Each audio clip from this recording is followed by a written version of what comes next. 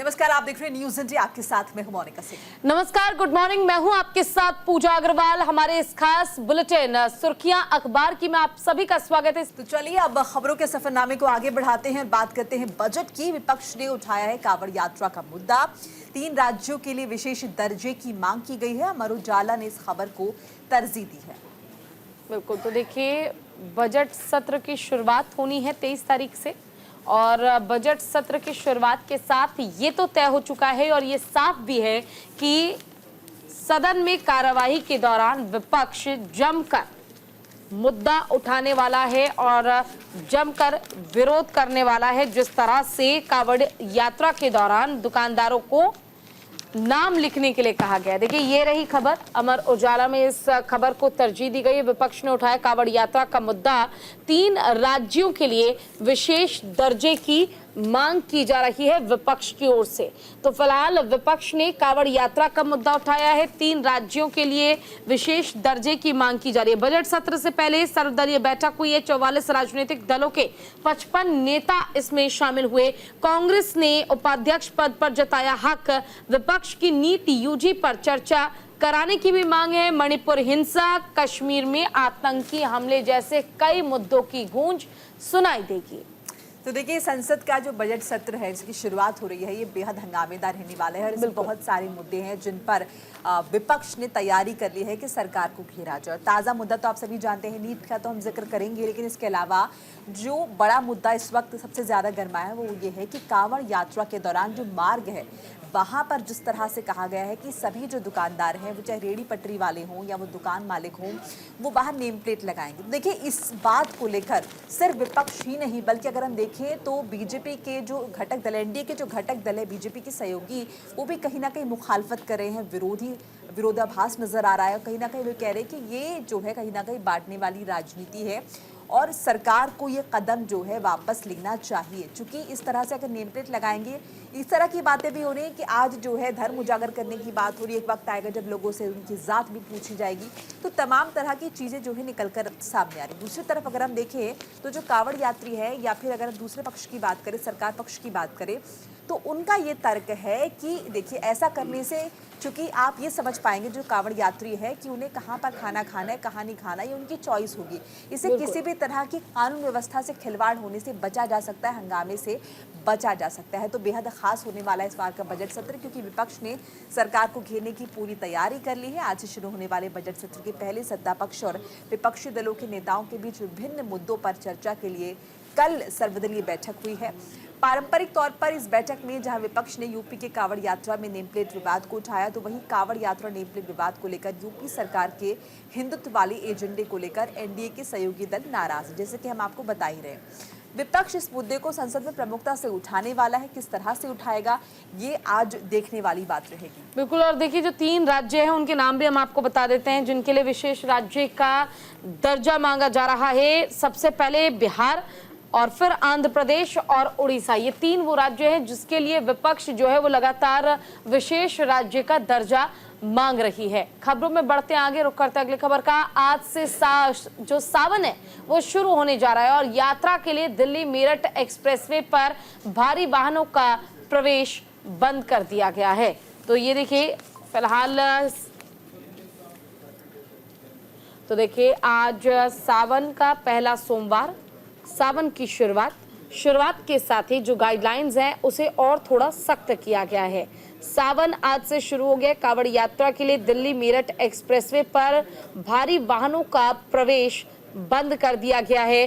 भारी वाहन आप लेकर नहीं जा पाएंगे। आज से सावन का पहला सोमवार और इसके साथ ही सावन का जो महीना है वो शुरू हो चुका है। 5 अगस्त रात 8 बजे तक ये नियम लागू रहने वाला है। जी हाँ, दिल्ली मेरठ एक्सप्रेसवे पर अगर आप सफर करते हैं तो अब बड़े वाहन जो हैं वो इस एक्सप्रेसवे पर नहीं चल पाएंगे और 5 अगस्त रात 8 बजे तक इस नियम को लागू रखा जाएगा।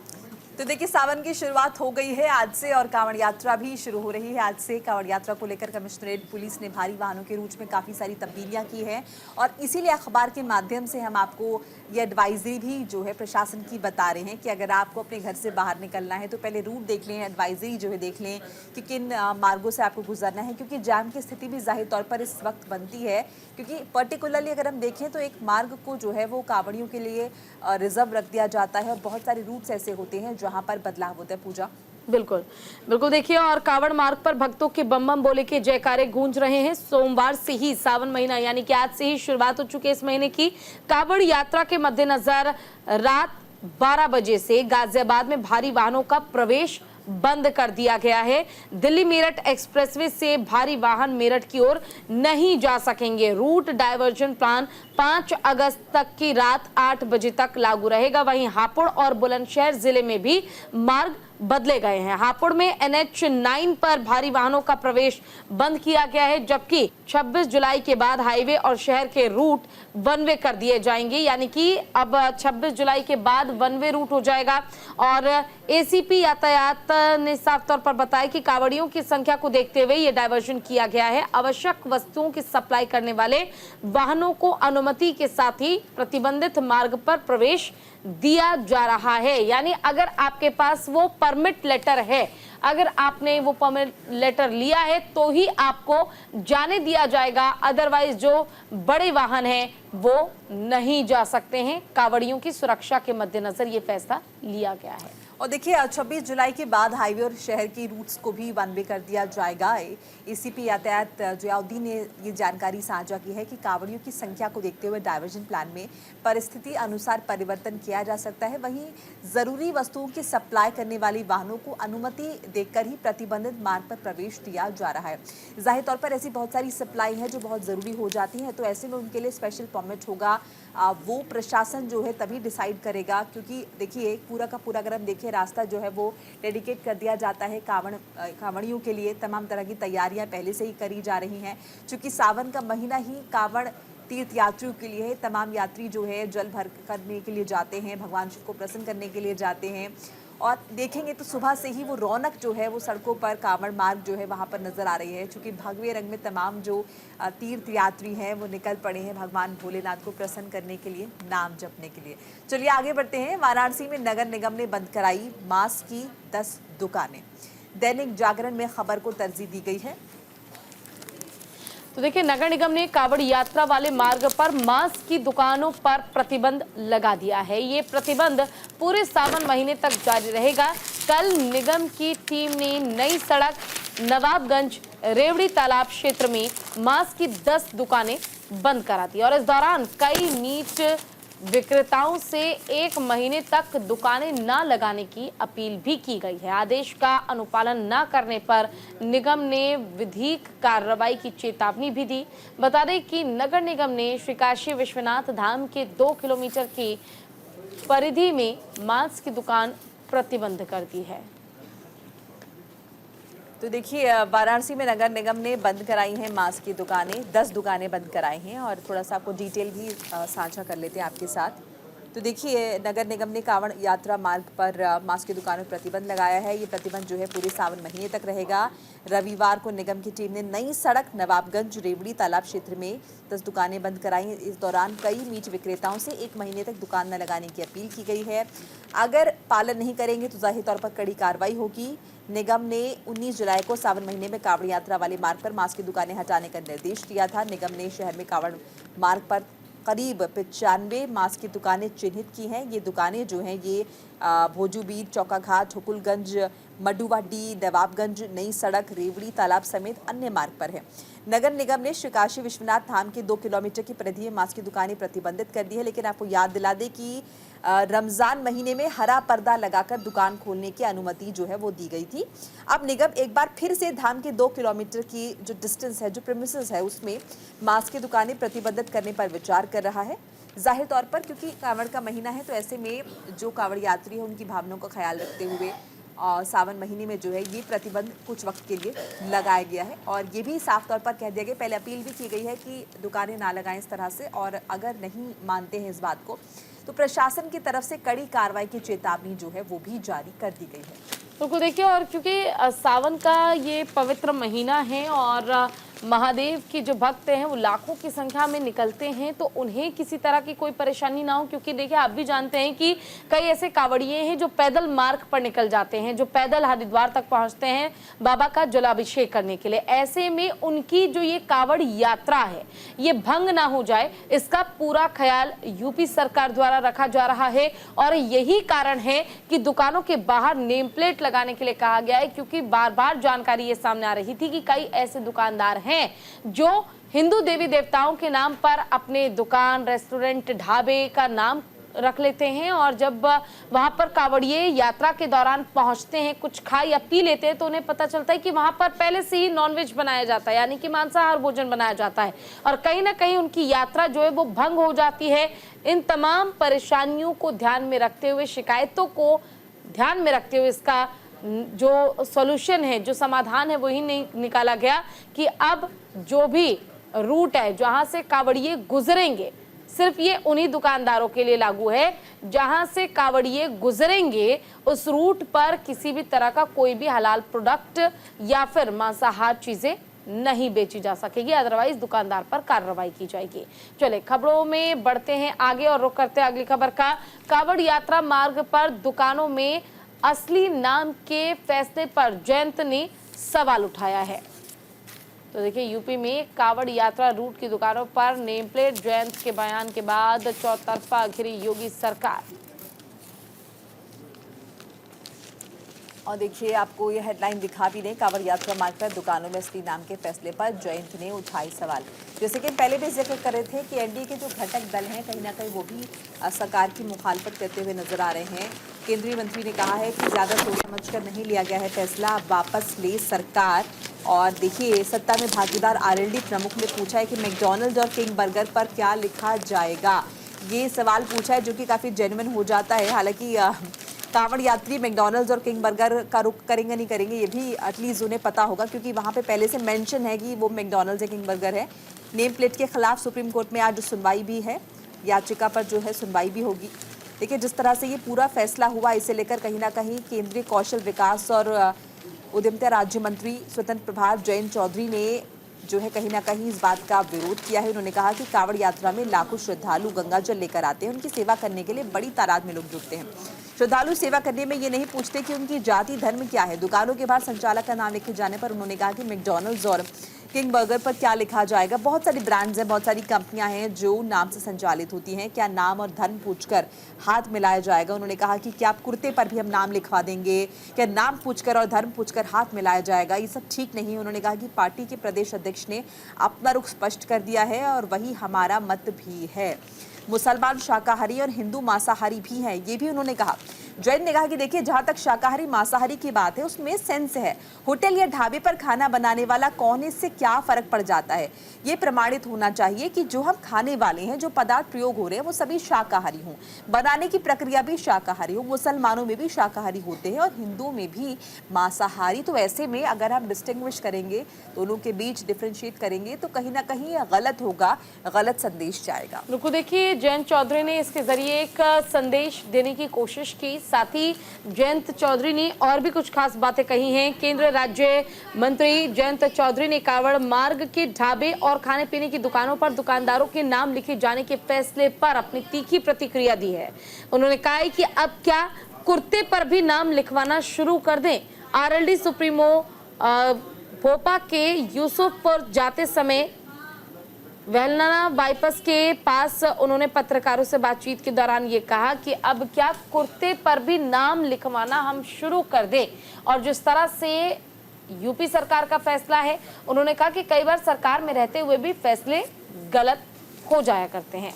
तो उत्तर प्रदेश की योगी सरकार कांवड़ यात्रा की रूट की दुकानों पर मालिकों के नाम लिखे जाने को लेकर दिए गए आदेश पर घिरती जा रही है। इसको लेकर अभी तक जहां विपक्षी पार्टियों ने निशाना साध रखा था, वहीं अब एनडीए की सहयोगी पार्टियां भी खुलकर सीएम योगी के इस आदेश के खिलाफ खड़ी नजर आ रही है। कल केंद्रीय मंत्री जयंत चौधरी ने इस आदेश को वापस करने की मांग की थी।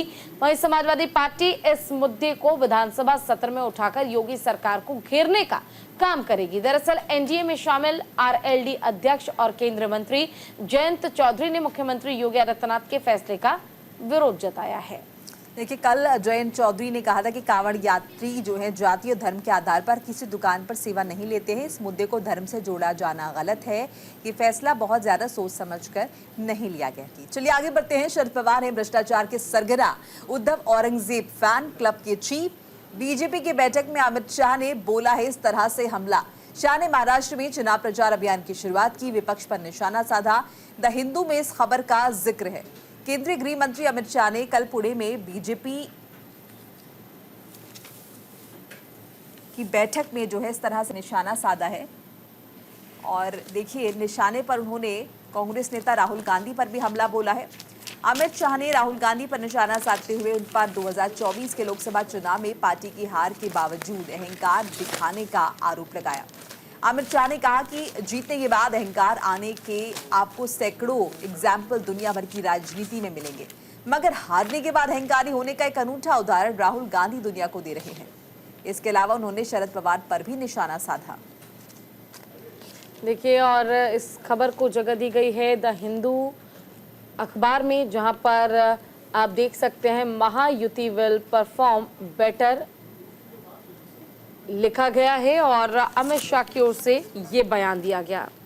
देखिए, पार्टी की ओर से एक कार्य समिति की बैठक थी और इस बैठक में तमाम जो एनडीए के नेता हैं वो शामिल हुए और औरंगजेब फैन क्लब इसमें शामिल होने के लिए पहुंचे।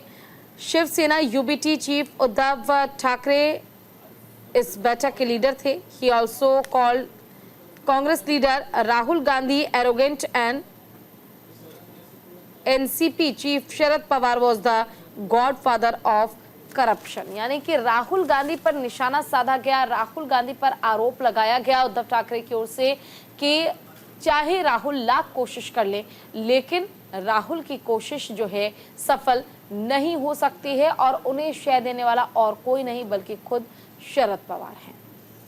और देखिए, जिस तरह से शरद पवार पर निशाना साधा है, कहा गया है कि महाराष्ट्र में जब बीजेपी सरकार आती है मराठा को रिजर्वेशन प्राप्त होता है और जब शरद पवार की सरकार आती है मराठा रिजर्वेशन गायब हो जाता है।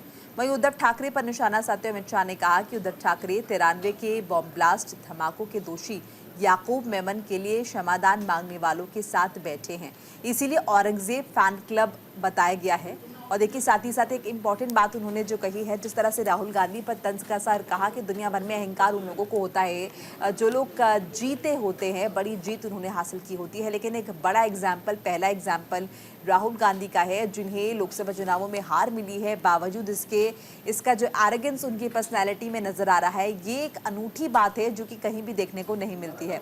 तो इस तरह से उन्होंने राहुल गांधी को भी निशाने पर लिया है, उद्धव ठाकरे को भी निशाने पर लिया है, क्योंकि कहा है कि मुंबई बम धमाकों के दोषी याकूब मेमन के लिए वो क्षमादान मांग रहे थे, क्षमादान मांगने वालों के साथ बैठे हैं।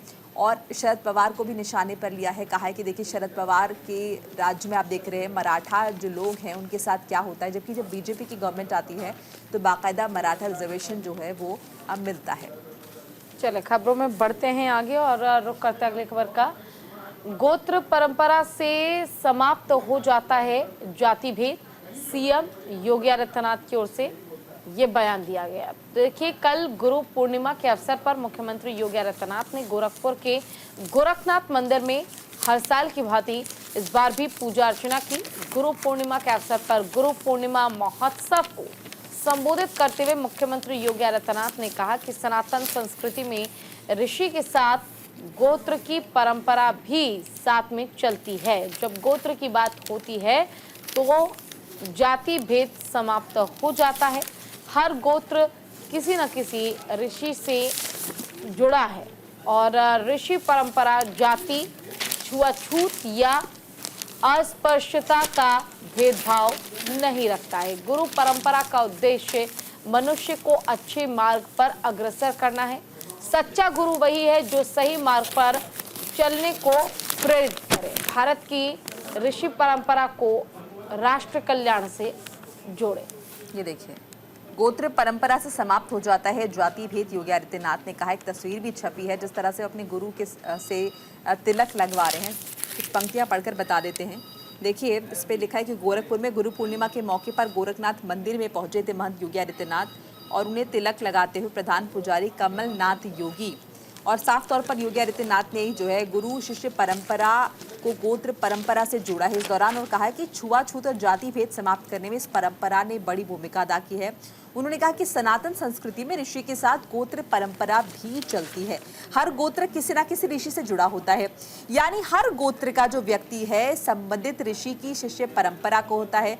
चूंकि कृष्य के नाम से उपजे गोत्र को विभिन्न जाति के लोग अपनाते हैं, ऐसे में गोत्र की बात आते ही जाति भेद समाप्त हो जाता है। तो एक बहुत अच्छा एग्जाम्पल उन्होंने रखा और साथ ही साथ कहा कि देखिए ये जो गुरु शिष्य की परंपरा है, जो ऋषि परंपरा है, ये राष्ट्र प्रेम का संदेश देती है। ये कहीं ना कहीं जाति भेद को खत्म करती है।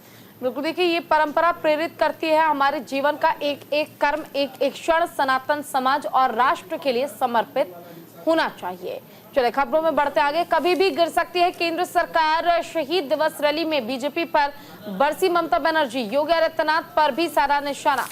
तो देखिए फिलहाल जो अहम जानकारी है वो हम आपको दे रहे हैं। टीएमसी की वार्षिक शहीद दिवस रैली के मंच से बंगाल की मुख्यमंत्री ममता बनर्जी कल केंद्र सरकार पर जमकर गरजी। ममता ने कहा कि ये सरकार स्थिर नहीं है, ये सरकार कभी भी गिर सकती है। कोलकाता के धर्मतल्ला में आयोजित रैली में जुटी विशाल भीड़ को संबोधित करते हुए ममता ने अखिलेश यादव की समाजवादी पार्टी का अभिनंदन किया और ममता ने कहा कि लोकसभा चुनाव में उत्तर प्रदेश में आपने जो खेल दिखाया है मैं उसके साथ सहमत हूं कि दिल्ली में एजेंसी लगाकर, चुनाव आयोग को लगाकर जो सरकार लगाई है वो सरकार स्थिर नहीं है, ये सरकार कभी भी गिर सकती है।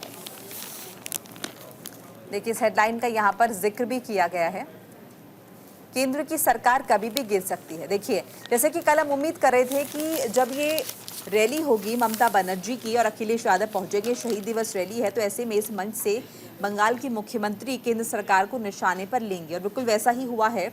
देखिए ममता बनर्जी जो है जब यहाँ पहुंची तो उन्होंने कहा कि केंद्र में सरकार स्थिर नहीं है, ये गठबंधन की सरकार है, कभी भी गिर सकती है, सरकार लंबे समय तक नहीं टिकेगी क्योंकि डरा धमकाकर बनाए गए हैं, दिल्ली में एजेंसी लगाकर, चुनाव आयोग को लगाकर जो सरकार बनाई है वो स्थिर नहीं है।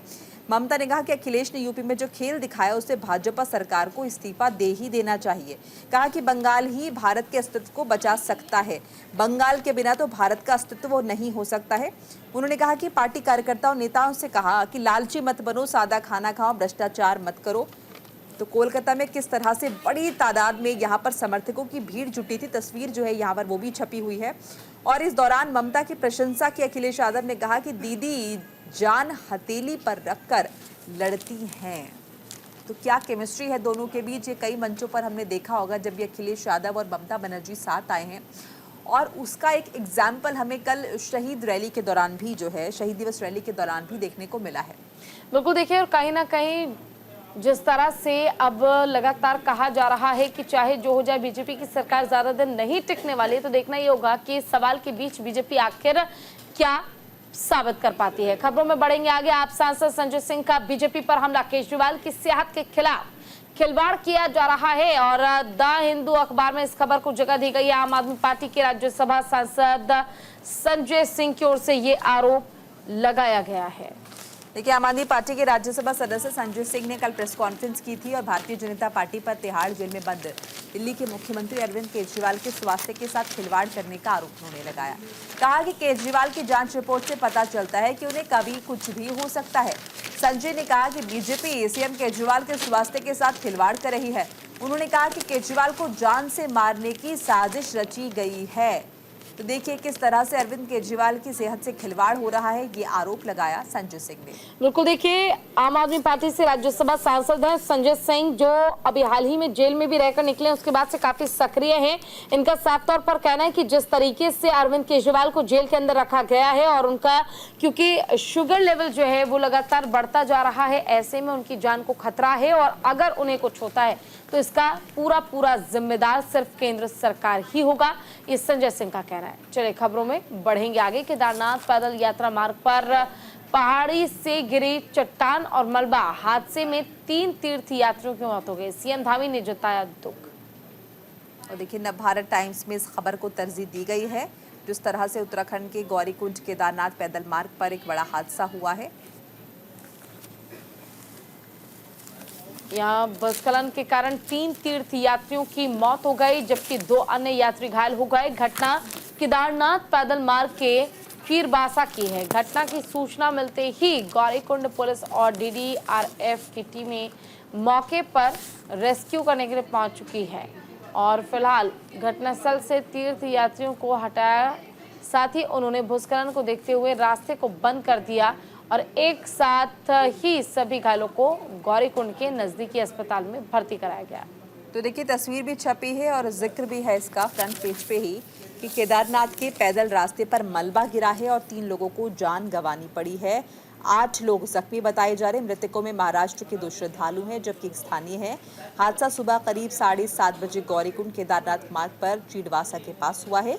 रुद्रप्रयाग के जिला आपदा प्रबंधन अधिकारी नंदन सिंह रजवार ने बताया कि पहाड़ी से अचानक आए मलबे और भारी पत्थरों से चपेट में आए वहां से गुजरे श्रद्धालु और जिस जगह ये हादसा हुआ है वहां प्रशासन ने दोनों छोरों पर सुरक्षा जवानों को तैनात कर दिया है।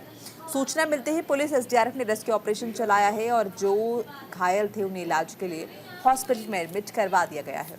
चलिए खबरों में बढ़ेंगे आगे। बारिश का आज और कल के लिए येलो अलर्ट जारी हो चुका है। जी हाँ, मौसम विभाग ने आज से 2 दिन तक बारिश का अलर्ट जारी किया है। राजधानी दिल्ली में हल्की बारिश रहने की संभावना मौसम विभाग ने जताई है। तो 2 दिन तक बारिश का येलो अलर्ट है। राजधानी में कल हल्की बारिश की वजह से उमस बढ़ गई। दिन भर सूरज और बादलों की लुका छिपी का खेल चलता रहा और लोग उमस भरी गर्मी से परेशान रहे। यूपी में मानसून एक बार फिर से सक्रिय होने जा रहा है। मौसम विभाग ने रविवार की शाम ताज़ा अपडेट जारी करते हुए कल से पूर्वी यूपी के गोंडा, बहराइच, बलरामपुर, श्रावस्ती समेत आसपास के जिलों में बारिश, आंधी, तूफान के लिए येलो अलर्ट जारी किया। इस दौरान 30 से 40 किलोमीटर प्रति घंटे की रफ्तार से तूफानी हवाएं चल सकती हैं। साथ ही आज सावन की रिमझिम फुहार बरस सकती है। तो देखिए आज और कल के लिए येलो अलर्ट जारी किया गया है। बारिश हो सकती है।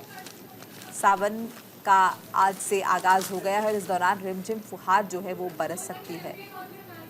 चले खबरों में भी बढ़ेंगे आगे। रुक करेंगे अगली खबर का। निजी जमीन पर सड़क बनाने का विरोध करने पर महिलाओं को जिंदा दफनाने की कोशिश की गई है। जी हां, और अमर उजाला में इस खबर को प्रमुखता से जगह दी गई है। हालांकि ये खबर अपने आप में काफी बड़ी थी। कल लगातार इस खबर को उठाया गया, इस मुद्दे को उठाया गया। महिला को जिंदा ही जमीन में दफना दिया गया। सोशल मीडिया पर ये जो वीडियो है ये काफी वायरल भी हुआ। कल देखिए ये रहा, आप देख पाएंगे अमर उजाला में ये खबर है। निजी जमीन पर सड़क बनाने का विरोध महिलाओं ने किया था, तब उन्हें जिंदा ही दफना दिया गया। मतलब आप ये सोचिए कि जमीन भी महिला की है, जमीन पर जबरन सड़क तैयार की जा रही थी और जब तैयार की गई तो इसको लेकर विरोध प्रदर्शन जो है वो महिलाओं का देखने को मिला। विरोध किया गया, उन्हें मिट्टी के अंदर जिंदा दफना दिया गया। रीवा में निजी जमीन पर जबरन सड़क बनाने का विरोध करने पर दबंगों ने 2 महिलाओं को जिंदा दफन कर दिया। समय रहते आसपास के लोग मदद के लिए दौड़ पड़े और दोनों को अंदर से निकाला। दरअसल दोनों को मोरंग डालकर जमीन के अंदर दफन कर दिया गया था। बाहर निकाले जाने के बाद दोनों की हालत खराब थी। लोगों ने बताया कि अगर जमीन के अंदर से दोनों महिलाओं को बाहर निकालने में थोड़ी सी भी देर हो जाती तो उनकी जान जा सकती थी। जमीन के अंदर से बाहर निकलने के बाद दोनों बदहवास हो गई थी। दोनों को पहले चिकित्सक के पास ले जाया गया, उसके बाद मामले की शिकायत थाने में दर्ज कराई गई। लेकिन स्थिति देखिए कि तालिबानी हरकत आज के दौर में 2024 जब चल रहा है तब ये हरकत इस तरह की हो रही है। हालांकि देखिए पुलिस ने संज्ञान ले लिया है और शिकायत दर्ज कर दी है, लेकिन तब से ये वीडियो जो है ये लगातार सोशल मीडिया पर वायरल होता हुआ नजर आ रहा है। चलिए बढ़ते हैं आगे। गणित ओलंपियाड में भारत को 4 स्वर्ण समेत 5 पदक मिले हैं और ये एक बड़ा अचीवमेंट। ये देखिए आप देख पाएंगे अमर उजाला में इस खबर को जगह दी गई है। भारत ने अंतर्राष्ट्रीय स्तर पर एक और बड़ी उपलब्धि हासिल कर ली है। भारत ने अंतर्राष्ट्रीय गणित ओलंपियाड में अपने अब तक के सर्वश्रेष्ठ प्रदर्शन के साथ 4था स्थान हासिल किया है। 89 के बाद ये भारत का सर्वश्रेष्ठ प्रदर्शन है। इंग्लैंड के बाद में 65वें अंतर्राष्ट्रीय गणित ओलंपियाड का आयोजन किया गया। इसमें भारत के 6 छात्रों ने हिस्सा लिया था। भारत ने इस गणित ओलंपियाड में 4 गोल्ड और 1 सिल्वर मेडल हासिल किया है। प्रधानमंत्री नरेंद्र मोदी ने इसे लेकर ट्वीट करके खुशी जाहिर की है और कहा है कि ये बेहद खुशी और गर्व की बात है कि भारत अंतर्राष्ट्रीय गणित ओलंपियाड में अपने अब तक के सर्वश्रेष्ठ प्रदर्शन में चौथे स्थान पर आया है। हमारा दल 4 गोल्ड और 1 रजत पदक लेकर आया है। ये उपलब्धि कई अन्य लोगों को प्रेरित करेगी, युवा और गणित को और ज्यादा लोकप्रिय बनाने में जाहिर तौर पर ये मदद करेगी। बिल्कुल, तो देखिए अब खबरों में आगे बढ़ जाते हैं। बांग्लादेश में भीषण अशांति के बाद सुप्रीम कोर्ट ने सरकारी नौकरियों में जो कोटा का मुद्दा था, रिजर्वेशन का जो मुद्दा था, उसे लेकर फैसला सुनाया और इसे अब हटा दिया गया है। और द हिंदू में इस खबर को तरजीह दी गई है। देखिए, बांग्लादेश में आरक्षण को लेकर कई दिनों से मचे बवाल के बीच देश की शीर्ष अदालत ने अधिक सरकारी नौकरियों में विवादित आरक्षण प्रणाली को खत्म करने का फैसला सुनाया है। नौकरियों की कमी से गुस्साए प्रदर्शनकारी उस कोटा सिस्टम को खत्म करने की मांग कर रहे थे, जिसके तहत 1971 में पाकिस्तान के खिलाफ बांग्लादेश के मुक्ति संग्राम में हिस्सा लेने वालों के परिजनों को सरकारी नौकरियों में 30% तक आरक्षण दिया जाता था। सरकार ने 2018 में बड़े पैमाने पर प्रदर्शनों के बाद इस पर रोक लगा दी थी, लेकिन जून में बांग्लादेश के उच्च न्यायालय ने सरकार के फैसले को अवैध ठहराते हुए आरक्षण को बहाल कर दिया था। इसके बाद देश भर में फिर से प्रदर्शन शुरू हो गया और विरोध प्रदर्शन के बीच अच्छी जानकारी ये है कि फिलहाल जो आरक्षण का मुद्दा काफी गरमाया हुआ था, ये मुद्दा अब शांत इसलिए हो गया है क्योंकि आरक्षण जो समाप्त करने की मांग सामने आ रही थी उस पर रोक लगा दी गई है। देखिए, फिलहाल बांग्लादेश सुप्रीम कोर्ट ने रविवार के दिन कंट्रोवर्शियल कोटा सिस्टम पर गवर्नमेंट जॉब एप्लीकेंट यानी कि रिजर्वेशन जो आरक्षण मिल रहा है गवर्नमेंट जॉब के लिए, उसमें फैसला सुनाया है। The move come as a partial victory for student protest after days of national wide, यानी साफ तौर पर ये कह सकते हैं कि अलग अलग राज्यों में इसका जो विरोध किया गया और उसके साथ ही बांग्लादेश में जब इसका विरोध हुआ तो आखिरकार जीत जो है वो स्टूडेंट्स की हुई है। आखिरकार फैसला जो है उनके पक्ष में लिया गया है। देखिए, 93% नौकरियां गुणवत्ता के आधार पर अब मिलेंगी। बांग्लादेश में आरक्षण पर हिंसक विरोध खत्म करने के लिए सुप्रीम कोर्ट ने बड़ा फैसला ये दिया है और कहा है कि देखिए 93% सरकारी नौकरियों को गुणवत्ता के आधार पर भरने का आदेश दिया गया है। अब सिर्फ 7% नौकरियां जो हैं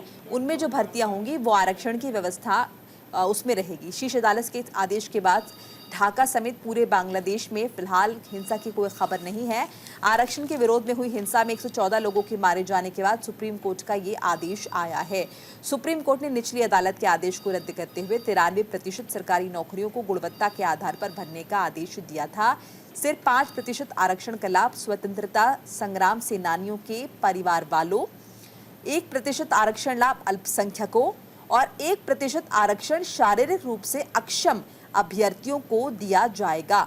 बांग्लादेश के अटॉर्नी जनरल ने ये जानकारी दी है। उन्होंने उम्मीद जाहिर की है कि सुप्रीम कोर्ट के फैसले के बाद देश में जो स्थिति है वो सामान्य हो पाएगी।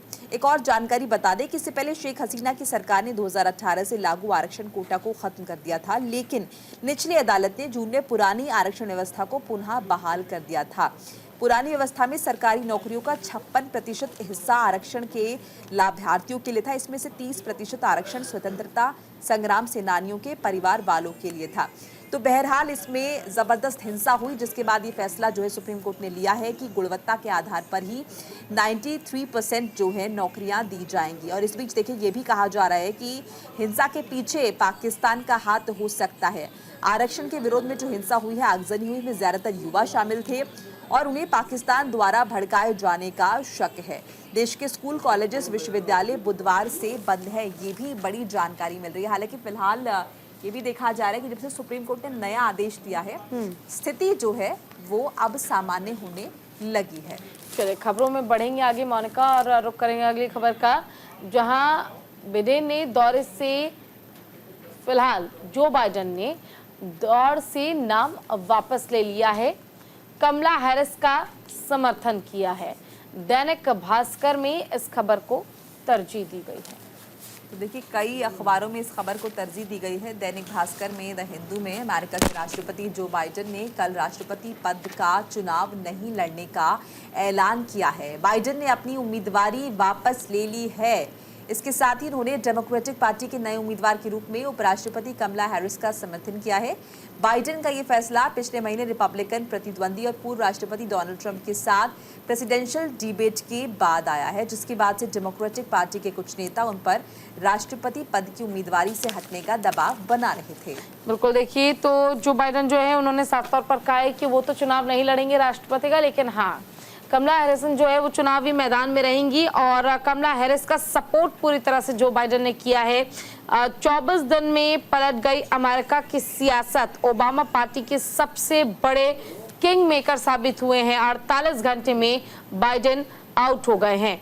तो देखिए फिलहाल कमला हैरिस इस बार चुनावी मैदान में होंगी, तो देखना ये होगा कि राष्ट्रपति की रेस में पहली बार भारतवंशी कमला हैरिस जो है वो चुनावी मैदान में होंगी।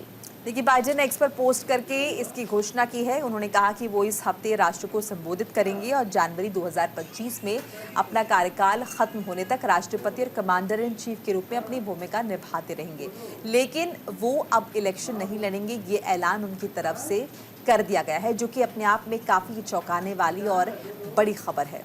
बिल्कुल, देखिए और अगर बात की जाए कमला हैरिस की, तो भारतवंशी कहकर इस खबर को तरजीह दी गई है अखबार में और कहा यह जा रहा है कि इस बार जो बाइडेन जब चुनावी मैदान में नहीं होंगे, कमला हैरिस होंगी, तो उन्हें कितना सपोर्ट मिलेगा, ये सबसे बड़ी बात है। देखिए राष्ट्र को संबोधित करेंगे जनवरी 2025 में, वो सरकार बनाने के लिए जिस तरह से तैयार है, इस पर जो बाइडेन की प्रतिक्रिया सामने आई। फिलहाल के लिए देखिए खबरों का सिलसिला जो है वो इस कदर जारी रहेगा।